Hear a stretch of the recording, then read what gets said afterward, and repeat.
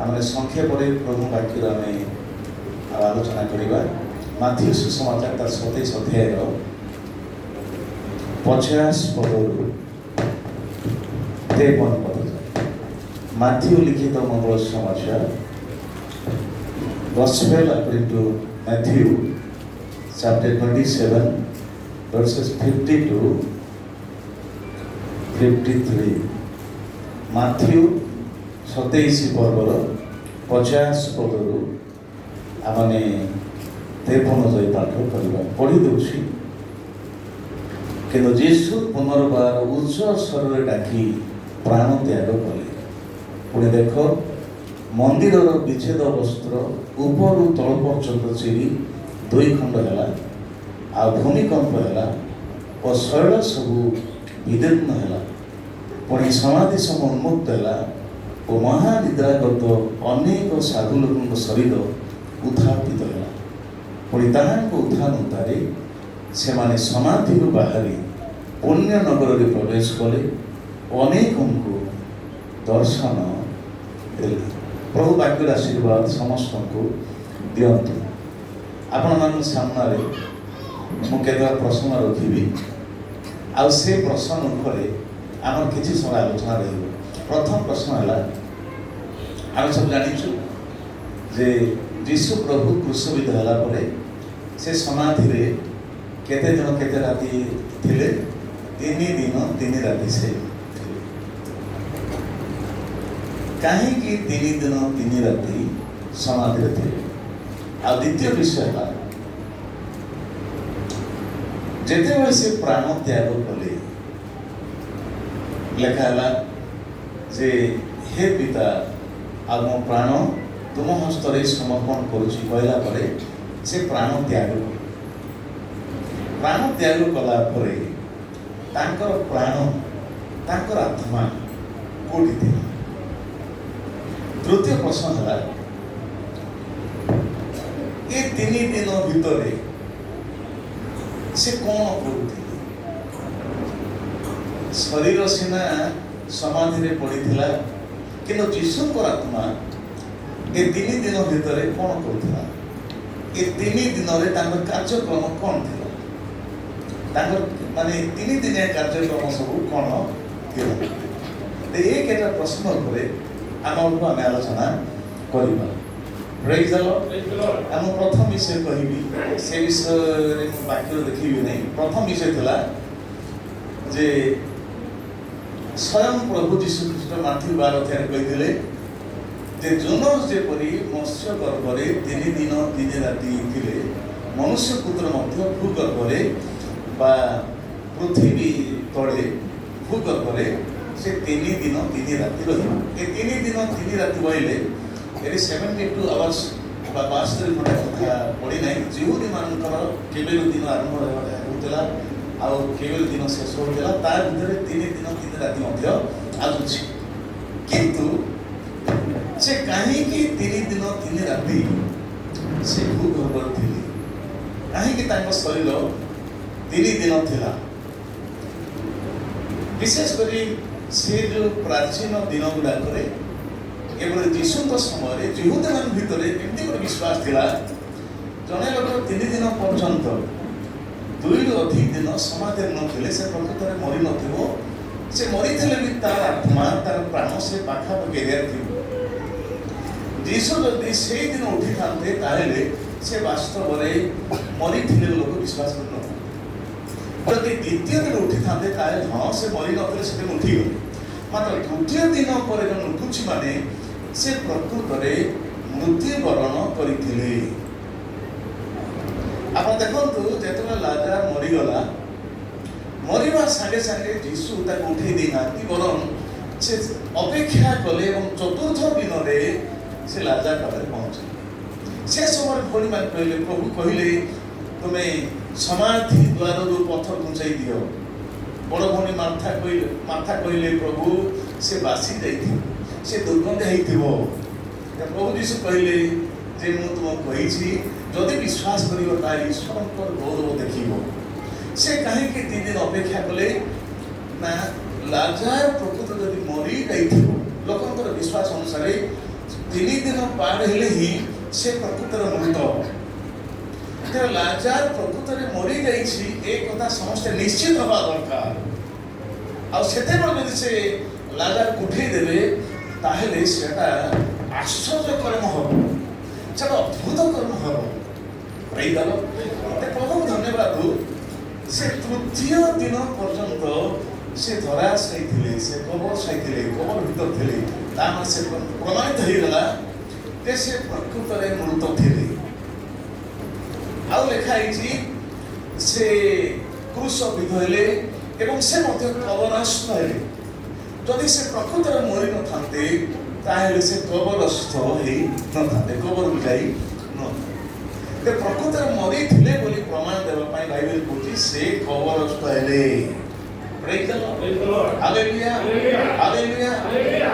ଅନେକ କହୁଥିଲେ ଯଦି ତୁମେ ଈଶ୍ୱରଙ୍କ ପୁତ୍ର କୃଷ ଓହ୍ଲେଇଛ ଆସି ପାରିଥାନ୍ତେ କି ନାହିଁ?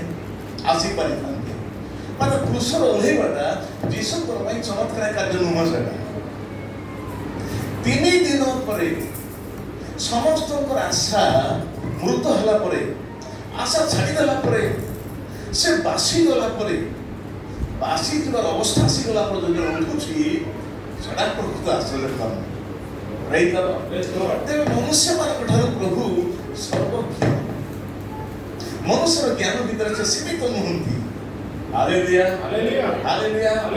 ଏଥିପାଇଁ ମନୁଷ୍ୟମାନଙ୍କ ଆଗରେ ଆପଣ ଜାଣିଛନ୍ତି ଆମର ଅନେକ ମୁସଲମାନ ଭାଇମାନଙ୍କର ଏହି ବିଶ୍ୱାସ ଅଛି ଯୀଶୁ କ୍ରୁଶରେ ମରି ନଥିଲେ। ଯଦି ମରି ନଥିଲେ ତାହେଲେ କେମିତି କବରସ୍ଥ ହେଲେ? ନାଇଁ, ଯଦି ସେ ମୃତମାନଙ୍କୁ କବର ଦିଆଯାଏ ତେବେ ସେ ମରି ନଥିଲେ। ସେ ପ୍ରକୃତରେ ମରିଥିଲେ ନାଇଁ ଯାଞ୍ଚ କରାହେଲା। ତାଙ୍କ ଦେହରେ ମାନେ ବଛା ମରା ହେଇଛି।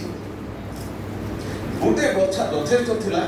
ତା ପୂର୍ବରୁ ଯୀଶୁଙ୍କ ଦେହରେ କେତେ କରଡ଼ା ମାଡ଼, 45 ଥର କରଡ଼ା ମାଡ଼। ଆଉ ଏମିତିକା କରଡ଼ା ଯେ ପ୍ରତିଟି ମାନେ କରଡ଼ାର ପ୍ରତ୍ୟେକ ମାନେ ଯୋଉ ଚମଡ଼ାର ଦୌଡ଼ି ଥିବ, ପ୍ରତ୍ୟେକ ଦୌଡ଼ିରେ ଗଣ୍ଠି ପଡ଼ିଥିବ, ପ୍ରତ୍ୟେକ ଗଣ୍ଠିରେ କ'ଣ ଥିବ?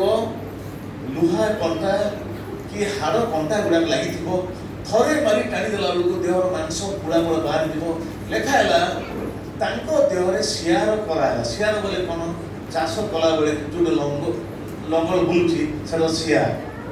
ତେବେ ଥରେ କରଡ଼ା ମାଡ଼ି ଗୋଟେ କରଡ଼ାରେ କେତେଟା ଦୌଡ଼ି, ପୁଣି ପ୍ରତିଟି ଦୌଡ଼ିରେ କେତେ ଗଣ୍ଠି, ପ୍ରତ୍ୟେକ ଗଣ୍ଠିରେ କ'ଣ ଥିବ? ମାଛ କଣ୍ଟା ଭଳିଆ କଣ୍ଟା ଗୁଡ଼ା ଥିବ। ଥରେ ମାରି ଟାଣିଦେଲା ବେଳକୁ ଦେହର ମାଂସ ପୁଳା ପୁଳା ବାହାରି ପଡ଼ିବ। ତାଙ୍କର ହାଡ଼ ଦେଖାଯାଉଛି। ଆଉ ଦେହର ମାଂସ ଚୂର୍ଣ୍ଣ ବିଚୂର୍ଣ୍ଣ ହେଲେ, କ୍ଷତ ବିକ୍ଷତ ହେଲେ। ତେବେ ମୁଣ୍ଡରେ କଣ୍ଟାର ମୁକୁଟ ଦିଆହେଲା, 4 ହାତ ଗୋଟେ କଣ୍ଟା ମାରି ଦିଆଗଲା। ଦେହ ଉପରେ କେତେ କରଡ଼ା। ଏତିକି ମାଡ଼ରେ ଯୀଶୁ ସେ ପ୍ରାଣ ତ୍ୟାଗ କରିସାରିଛନ୍ତି। କାହିଁକି ବର୍ଚ୍ଛା ମରା ହେଲା? ନା ସେ ପ୍ରକୃତରେ ତଳକୁ ଓହ୍ଲେଇବା ପୂର୍ବରୁ କାଲି କୁହାହେଉଥିଲା ଯେ ଜଣେ ନ ମରୁଣୁ ତଳକୁ ଓହ୍ଲା ହେବନି। ସେମାନଙ୍କର ବିଶ୍ୱାସ ଥିଲା ଯଦି ଜଣେ ଲୋକ ମରିବା ପୂର୍ବରୁ ତଳକୁ ଓହ୍ଲା ହେବ କି ଯଦି ଏଇ ଜଗତରେ ମରିବ ତାହେଲେ ଅର୍ମୁଜ ଦେବୀ ବା ଧରଣୀ ଦେବୀ ଅସନ୍ତୋଷ ହେବ, ପୃଥିବୀ ଅପବିତ୍ର ହେଇଯିବ। ସେଥିପାଇଁ ସେ ଉପରେ ହିଁ ଆକାଶ ପୃଥିବୀ ମଝିରେ ମରିବାକୁ ପଡ଼ିବ। ଏ ବିଶ୍ୱାସ ତାଙ୍କୁ ଥିଲା ଯେ ସେମାନେ ଜଣକୁ ଓହ୍ଲେଇବା ପୂର୍ବରୁ ପ୍ରଥମରେ ସେ ମରିଛି କି ନାହିଁ ସଠିକ ଭାବରେ ପରୀକ୍ଷା କରୁଥିଲେ। ଆଉ ସେମାନଙ୍କର ପରୀକ୍ଷା କେମିତି ଥିଲା? ନା ଯୀଶୁଙ୍କର ମାନେ ବକ୍ଷରେ ବର୍ଚ୍ଛା ମରା ହେଲା। ଯୀଶୁ ମରିଯାଇଥିଲେ, ସେଥିପାଇଁ ତାଙ୍କୁ କବର ଦିଆହେଲା। ତାଙ୍କର ଦେହ ଯାକ ମାନେ ବସ୍ତ୍ରରେ କ'ଣ କରାହେଲା?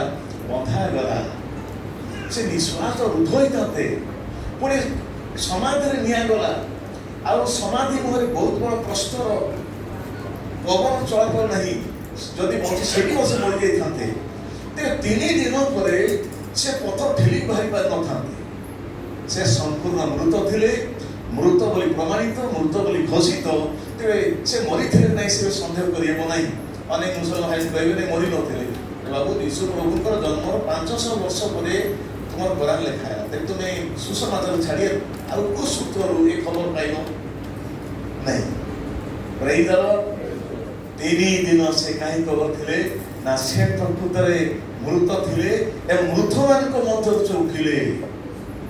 हालेलुया आम्भ मानक निमंते कालवरी क्रूसरे से क्रूसार्पित हेले से मृत्युवरण कले आउ से कबरस्थ हेले प्रेज द लॉर्ड आमे द्वितीय विषय देखिबा जे से केउठी थिले जेते बेले यीशु प्रभु क्रूसविध करायला से जो यहूदी मानकर उच्चतम न्यायालय दुईटा महान व्यक्ति माने किए किए थिले निकोदेमस जे कि इस्राएल गोटे महान गुरु थिले आउ जने तांकर 70 जनक भितर जने महान सभ्य तांका ना कोन थिला आरिमाथाय जोसेफ ए दी जन अनेक भणी मानक दृष्टि आगरे जे माने पिलातुस ठारू अनुमति नै यीशुंकर मन शरीर को ओल्हेइले एवं कोन कले समाधि क्रिया पाई समाधि उसमाने नै गले जोसेफंकर निजर समाधि रे सेठी आउ का देय नथला निजर समाधि रे शरीर रखे ते वर्तमान यीशुंकर शरीर कोठी पड़िछि आरिमाथ्य जोसेफंकर समाधि रे मात्र यीशु प्रभुकर आत्मा कोठी गला स्वर्ग को गला ना समाधि चारिपटे बुलथिला ना कोठी गला आमे टिके ए विषय अल्प चिंता करबा आउ आमे देखिबा लूक सुसमाचार 23 अध्याय रे आपण छिबे आउ 23 अध्याय रे आपण माने जो 42 पद पढिबे यीशुंकर दी साइड रे तेतो यीशु क्रूसविध करायला यीशुंकर दी साइड रे तीटा चोरन को मध्य क्रूसविध कराइला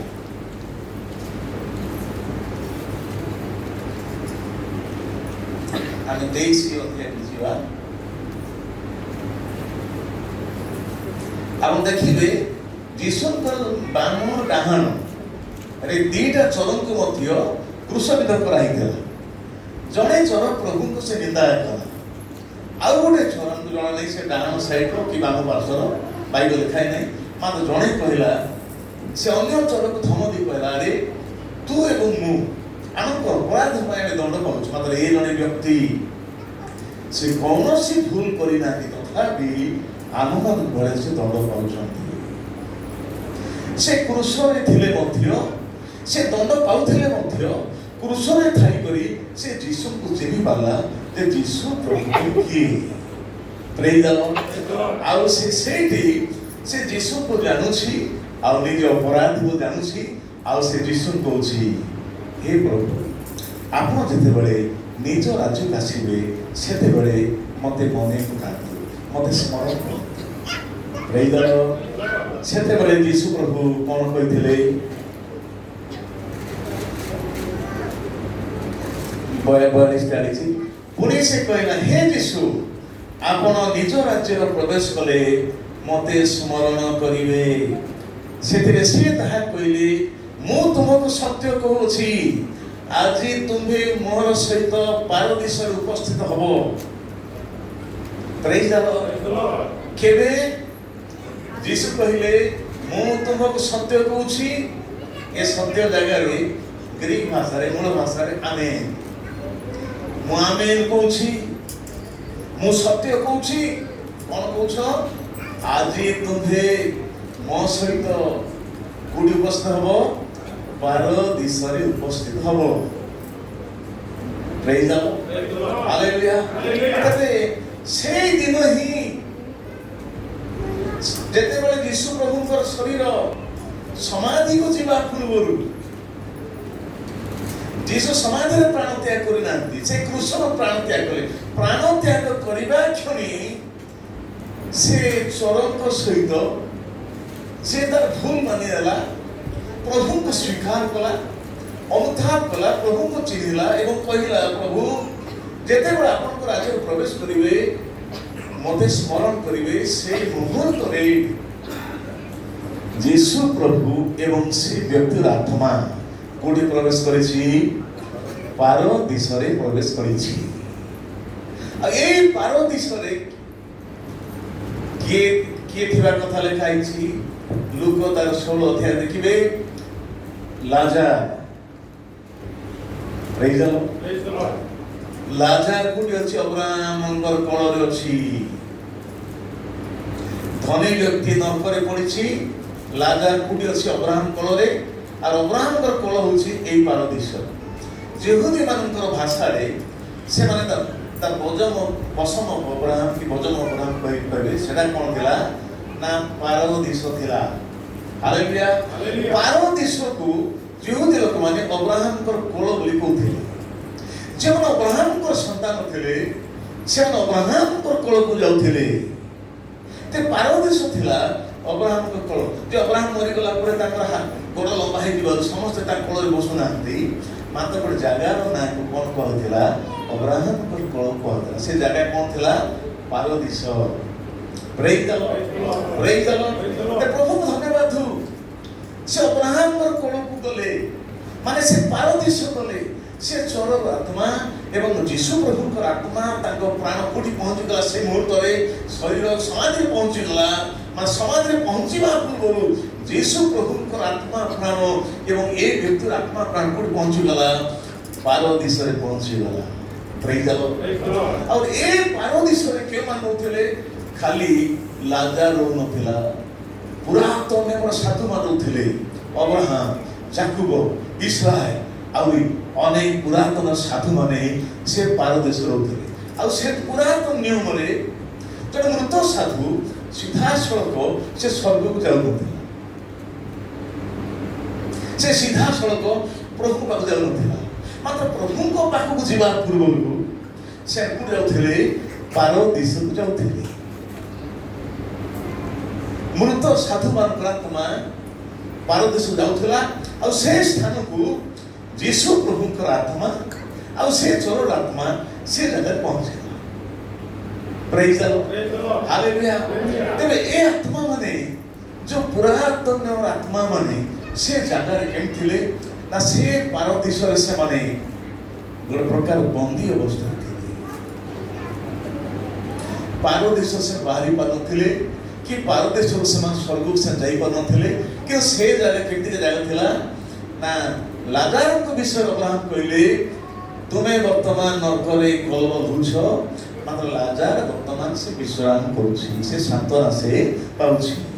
तेबे पारदेश केमती जगह साधु मानकर अपेक्षा करिवा जगह साधु मानकर सांत्वना पाइबा जगह साधु मानकर विश्राम पाइबा जगह सेटा। Praise the Lord. हालेलुया।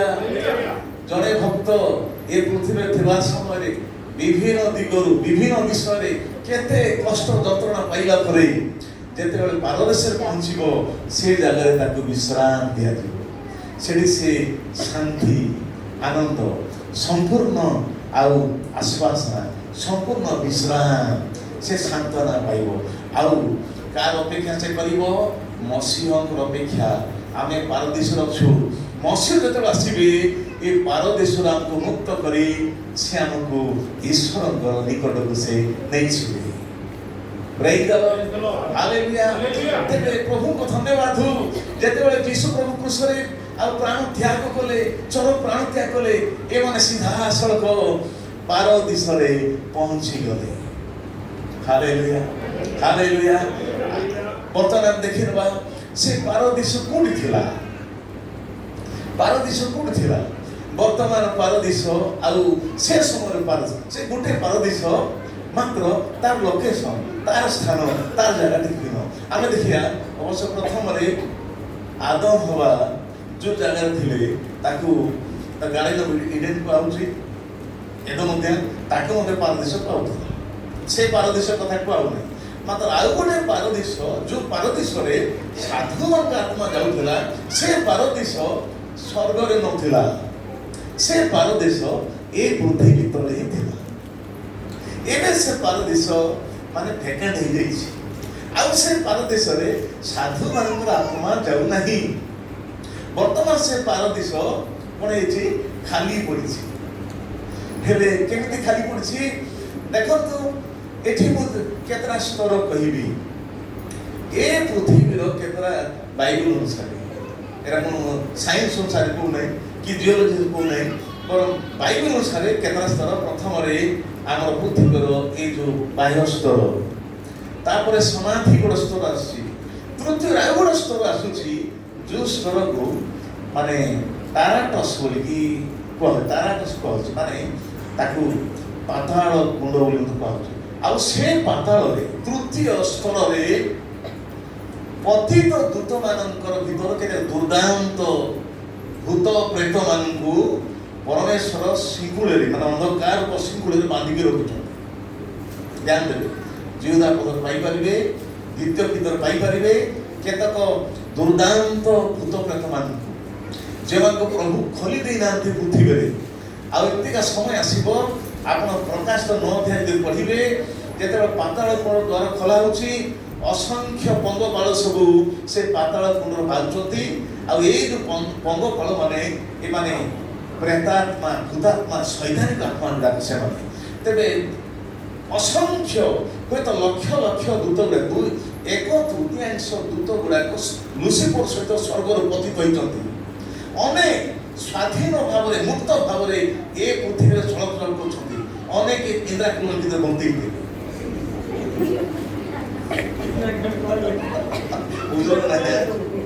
ଭାଇ ପଳାଇଲେ କି ତାହେଲେ ସବୁ ଭଲ ପଡ଼ିଗଲେ ପଳେଇଦେଲ। ଆମେ ଭଲ ପଡ଼ିନି ମାନେ ଏବେ ଯାଇ କଣ୍ଟ୍ରୋଲ କରୁଛନ୍ତି ଆମକୁ ଲାଭ ନାହିଁ। ଯଦି ଆମେ ଏବେ ଯାଇ ଭଲ ପଡ଼ିନୁ ଯୀଶୁ ବିଶ୍ୱାସ ତାହେଲେ ସେମାନେ ଏବେ ଯାଇ କଣ୍ଟ୍ରୋଲ କରି ଦୁନିଆ କାମରେ ଆମକୁ ମନରେ ଲଗାଉଛନ୍ତି ନାଇଁ।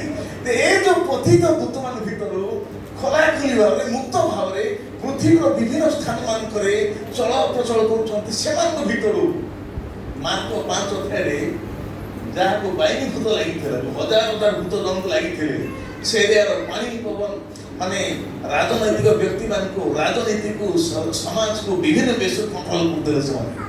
ଏ ଭୂତ ପ୍ରେତମାନେ ମଧ୍ୟ ରାଜନୀତିଜ୍ଞମାନଙ୍କୁ, ରାଜନୈତିକ ବ୍ୟକ୍ତିମାନଙ୍କୁ, ଶାସନକର୍ତ୍ତାମାନଙ୍କୁ, ଶାସନକୁ ମଧ୍ୟ କଣ୍ଟ୍ରୋଲ ସେମାନେ କରନ୍ତି। ତେବେ ସମସ୍ତଙ୍କ ପଛରେ କିଛି ଶୈତାନିକ ଆତ୍ମାର ପ୍ରଭାବ ମିଳୁଛି। ଆମେ ଭଲ କହିପାରୁ, ମାତ୍ର ଅନେକଙ୍କର ପଛରେ ଶୈତାନିକ ଆତ୍ମାର କୁପ୍ରଭାବ ରହିଛି ନାଇଁ।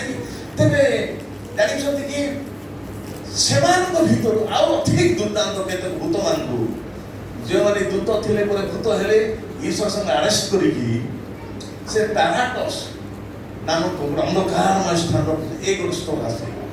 ଏବେ ପ୍ରଭୁ ଖୋଲିବେ ନାହିଁ, ମନ୍ଦ ଖ୍ରୀଷ୍ଟର ସମୟରେ ସେମାନଙ୍କୁ ଖୋଲିଦେବେ। ବହୁତ ଦୂର ନାହିଁ, ମନ୍ଦ ଖ୍ରୀଷ୍ଟର ଆଗମନ ପାଇଁ ବର୍ତ୍ତମାନ ମନ୍ତ୍ର ପ୍ରସ୍ତୁତ ହେଉଛି। ବର୍ତ୍ତମାନର ପୃଥିବୀର ଅବସ୍ଥା ଠିକ ନାହିଁ। ରୁଷିଆ ୟୁକ୍ରେନ ଯୁଦ୍ଧ ସରି ନାହିଁ। ଇସ୍ରାଏଲ ଆମେରିକା ମିଶି ଇରାନ ଉପରେ ଆକ୍ରମଣ କରୁଛନ୍ତି। ଇରାନ ମଧ୍ୟ ଛାଡୁ ନାହିଁ। ଅନେକ ଗଲ୍ଫ ଦେଶ ଗୁଡ଼ାକ ତାର ବି ବୋମା ବର୍ଷଣ ସେ କରୁଛି। ହୁଏତ ଧୀରେ ଧୀରେ ତୃତୀୟ ବିଶ୍ୱଯୁଦ୍ଧ ଯାଇପାରେ ନାଇଁକି। ମାନେ ବର୍ତ୍ତମାନର ଅବସ୍ଥା ଠିକ ନାହିଁ।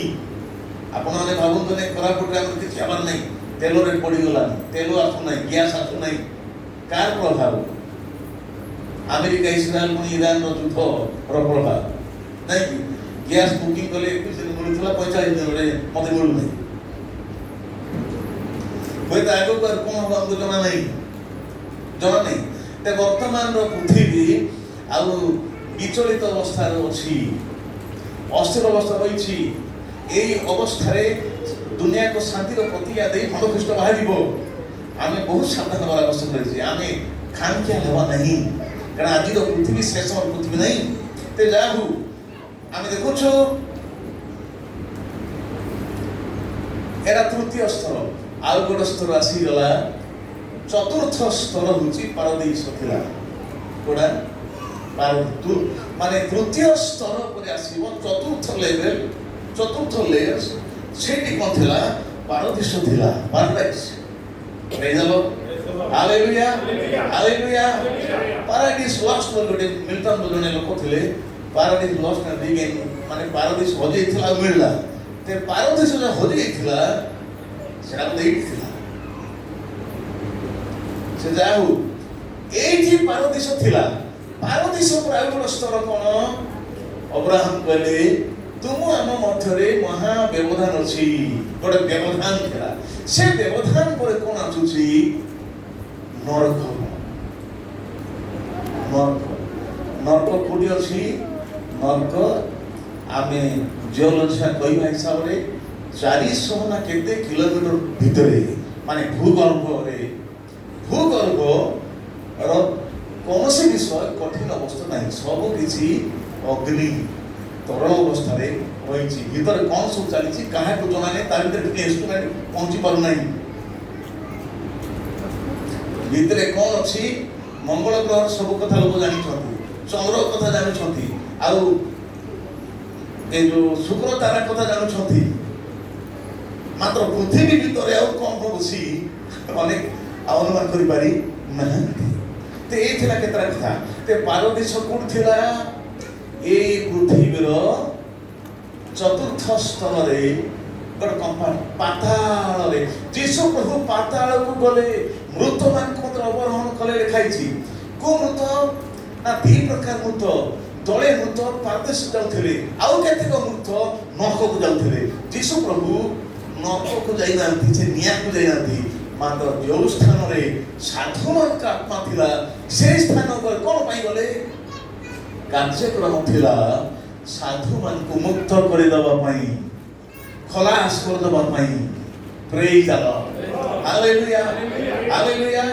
जो पुरातन नियम रो साधु माने ए जो जेल भलिया माने भीतर थिले आ तार ऊपर मध्य शैतान रे किछ नियंत्रण थिला मात्र सेमानकर क्षति शैतान पहुंची पार नथिला प्रेज द लॉर्ड आ प्रभु कोन कले वाक्य लिखाला जीसु उदाहरण देले आ जने लोक गृहकर्ता को न बांधिले तार घर लूट करि पारिबो नाही जदि जने घर लूट करिवार अछि प्रथम रे घर बलवान व्यक्ति न बांधिले ते से घर बलवान व्यक्ति शैतान को प्रभु क्रूस रे बांधि देले क्रूस रे पराजय कले यीशु प्रभु शैतान को पराजय करे नरक जे आवश्यकता नहीं मात्र क्रूस रे ताको पराजय करे क्रूस रे तार अधिकार छीन करे क्रूस रे तार अस्त्र शस्त्र छड़ाई देले वर्तमान विजय ख्रीष्ट भाव रे से कोन करछंती ना पारदेश रे प्रवेश करछंती आ की कार्यक्रम थिला से मृत मान को मध्य प्रचार कले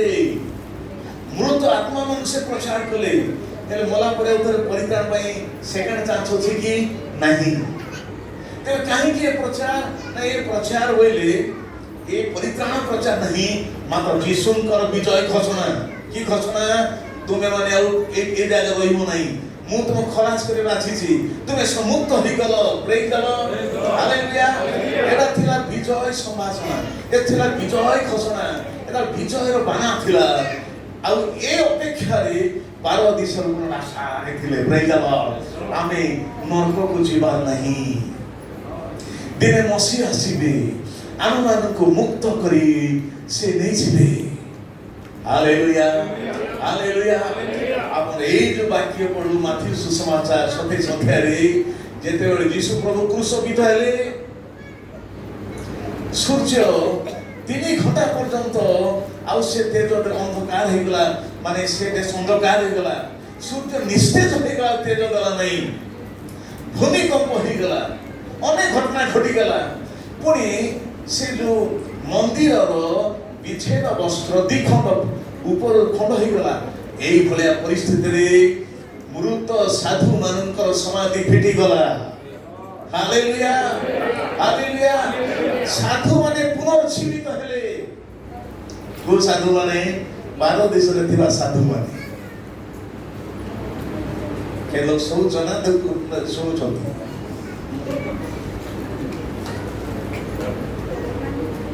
प्रार्थना करी सुनो तो नहीं प्रेज द लॉर्ड आपण देखो तो ना ए जो लिखा है ठीक जे मृत साधु माने उठिले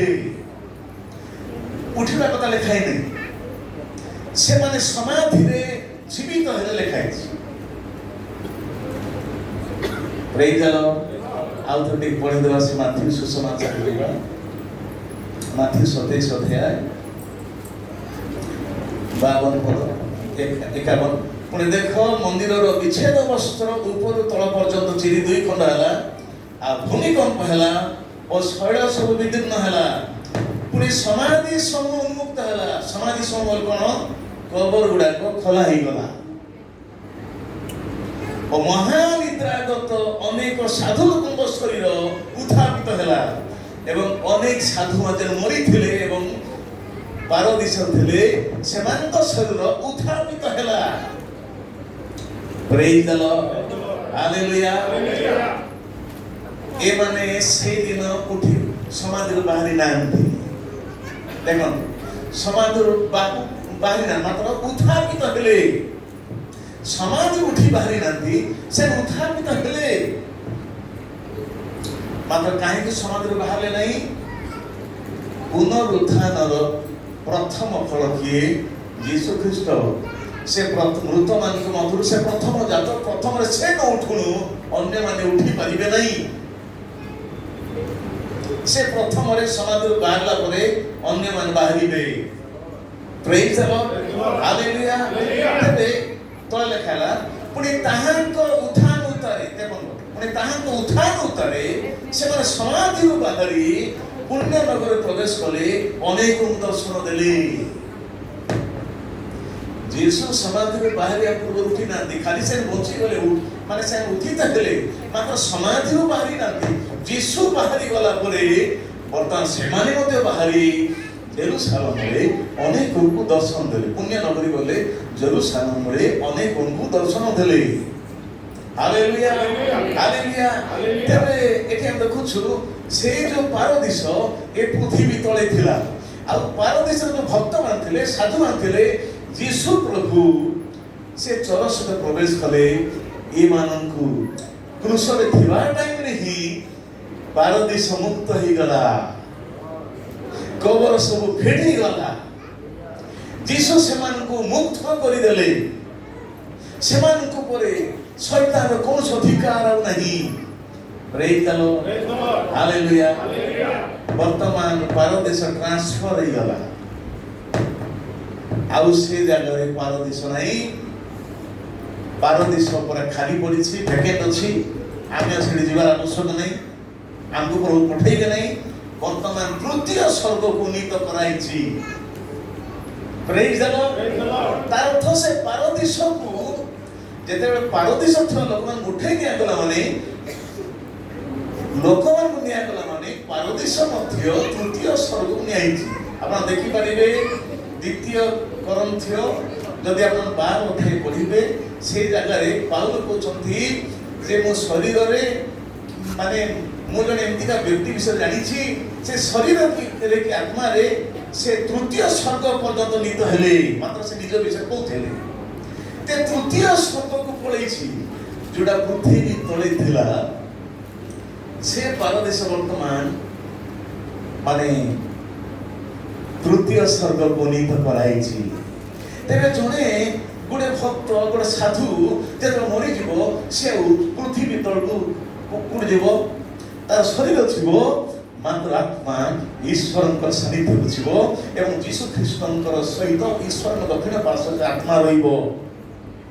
ପ୍ରେଜ୍ ଦ ଲର୍ଡ। ସେଥିପାଇଁ କଲୋସ୍ୟରେ ଲେଖା ହେଲା, ତୁମେ ମାନେ ମରିଅଛ ଏବଂ ତୁମମାନଙ୍କର ଆତ୍ମା ଈଶ୍ୱରଙ୍କ ଦକ୍ଷିଣ ପାର୍ଶ୍ୱରେ ଖ୍ରୀଷ୍ଟ ଯୀଶୁ ସହିତ ଗୁପ୍ତ ଅଛି। ପ୍ରେଜ୍ ଦ ଲର୍ଡ, ହାଲେଲୁୟା। ତେବେ ତୃତୀୟ ସ୍ୱର୍ଗ, ଜଣେ ଖ୍ରୀଷ୍ଟ ଭକ୍ତ, ଗୋଟେ ବିଶ୍ୱାସୀ ମୃତ୍ୟୁବରଣ କଲା ପରେ ଶରୀର ତଳକୁ ଯିବ, ମାତ୍ର ଆତ୍ମା ତୃତୀୟ ସ୍ୱର୍ଗକୁ ଯିବ। ଆଉ ସେ ଭେକେଣ୍ଟ ଥିବା ଜାଗାକୁ ଆଉ ପ୍ରଭୁ ପଠେଇବେ ନାହିଁ। ସାଧୁମାନେ ସେ ଜାଗା ଛାଡ଼ି ଦେଇଛନ୍ତି, ପ୍ରଭୁ ସାଙ୍କୁ ନେଇ ଚାଲି ଯାଇଛନ୍ତି। Hallelujah, hallelujah. ତେବେ ଆମ ପ୍ରତ୍ୟେକଙ୍କ ପାଇଁ, ବିଶ୍ୱାସୀ ମାନଙ୍କ ପାଇଁ ଗୋଟେ ଭରସା ଅଛି, ଆଶା ଅଛି।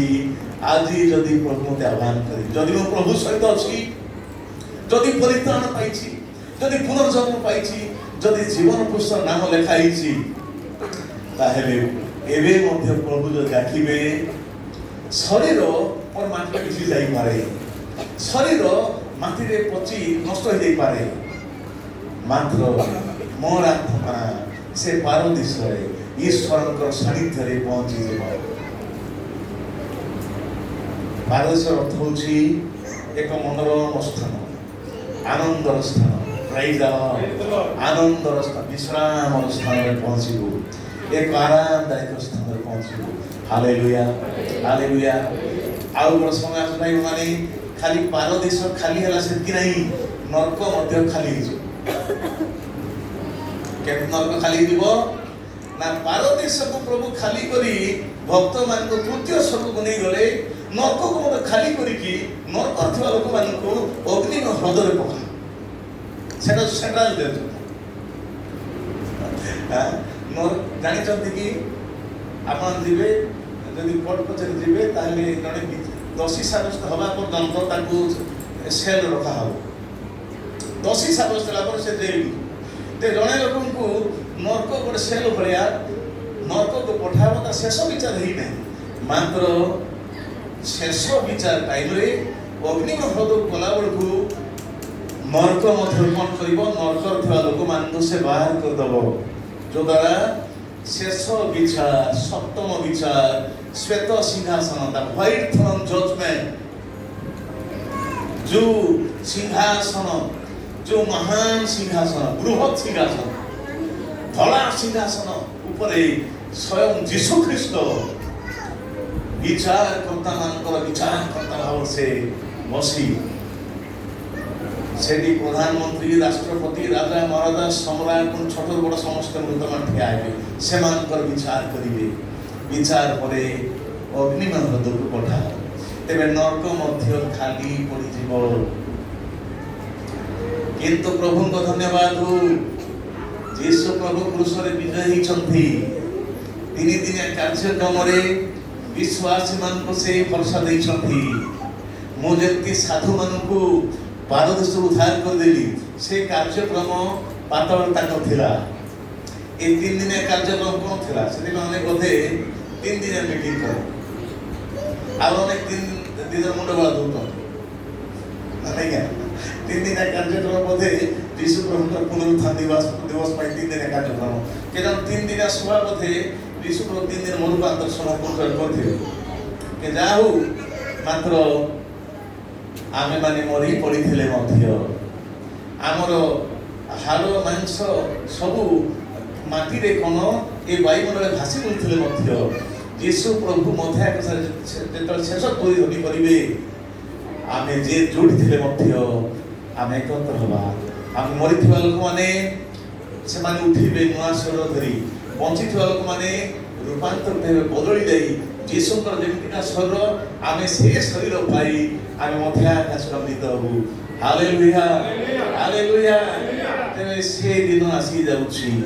ତେବେ ପ୍ରିୟ ମା ଭାଇ ଭଉଣୀମାନେ, ଆମେ କେବେ ଆମର ପ୍ରଭୁଙ୍କ ନାମ ଅବହେଳା କରିବା ନାହିଁ। ପ୍ରେଜ୍ ଦ ଲର୍ଡ।